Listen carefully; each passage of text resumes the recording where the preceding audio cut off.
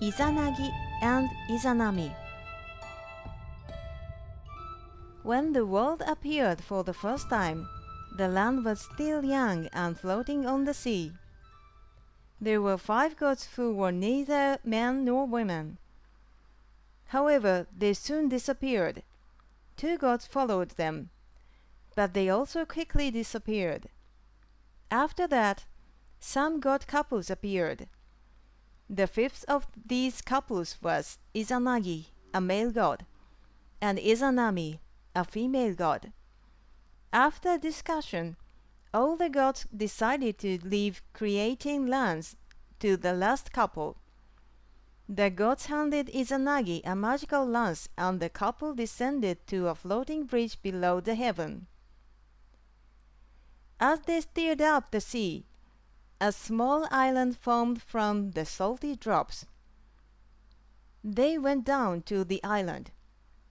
First of all, Izanami told Izanagi, "Hi, Izanagi! What a wonderful god you are!" This was a ritual which meant if you said good words, happy things would happen.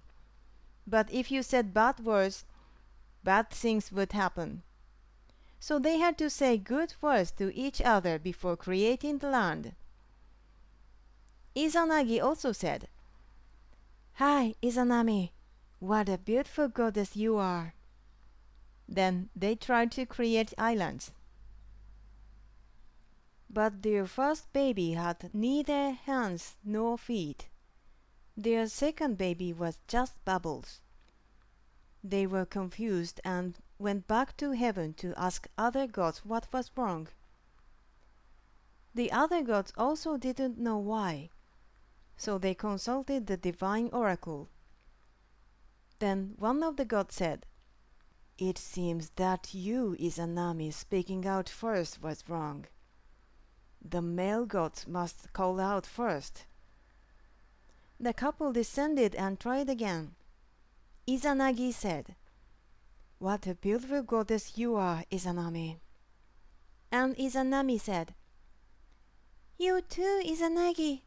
What a great god you are." They gave birth. The first island they gave birth to was Awaji Island. The second was Shikoku Island. Kyushu Island and Honshu Island followed them. In this way, the Japanese islands were created.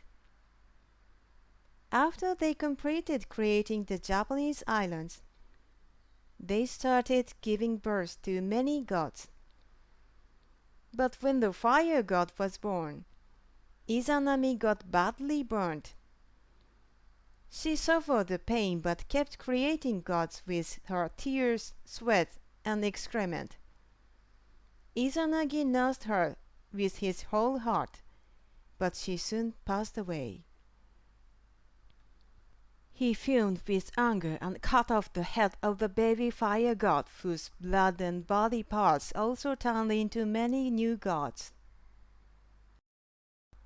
Izanagi, who had lost his dearest wife, was lonely and desperately wanted to see her. He decided to go down to the land of the dead. Went beyond the slope dividing the worlds. He arrived at Izanami's mansion in the world of the dead. He yelled outside the gate, "Izanami, we haven't completed creating our land. Let's go home." Izanami's voice replied from inside, "Izanagi, if you had come earlier, I could go back with you. But I have already eaten foods which had been cooked in this land, and I cannot return above." "Oh dear, but you should ask the other god here. It could be that there is a god who knows a way to go back," said Izanagi. "Oh, possibly. I'll go to ask them. Please wait for me until I call you. Please don't open this gate to look at me. For now, I'm not like the one you knew," said Izanami. and silence followed. Izanagi waited for her for a long time, but her voice was not heard again. He started to get worried about her, and in the end, he couldn't wait any longer. He opened the gate.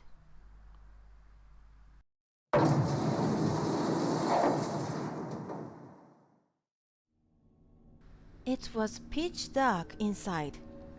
He broke off the teeth of a comb and lit them. Then he found his wife in the darkness. Her face and body were rotten and melted, infested with a lot of maggots. Furthermore, there were many small thunder gods surrounding her. Izanagi was scared and ran away. Izanami saw him. "Oh, my darling Izanagi! I asked you not to look at me since I didn't want you to see my awful figure. But you betrayed me. If you miss me so much, you should die and come to live with me here." Izanami ordered a maid to capture and kill him. But as the ugly maid got closer to him, Izanagi threw his hair ornament at her. Then the ornament grew into a grapevine. When the maid stopped and started eating them, Izanagi ran away. After eating them up, she chased him again. Izanagi threw his comb at her. Then the comb changed into bamboo shoots. The maid stopped and started eating them. Izanagi ran away.